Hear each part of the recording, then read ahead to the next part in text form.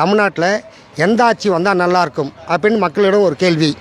எந்த ஆட்சி இருந்தாலும் சரிங்க, மாற்றம் வந்தாதாங்க நல்லா இருக்கும். ஆட்சி மாற்றம் வந்தால் நல்லா இருக்கும். எந்த ஆட்சி வரணும்? எந்த ஆட்சி வந்தாலும் வரலாம். ஏடிஎம்கே அதிமுக வரணும்.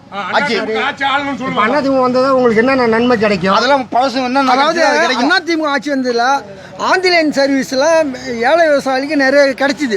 திருமண அரை பவுன் நகை, 50,000 ரூபாய் பணம். இது எங்க இந்த ஆட்சியில் நிறுத்தியாச்சு.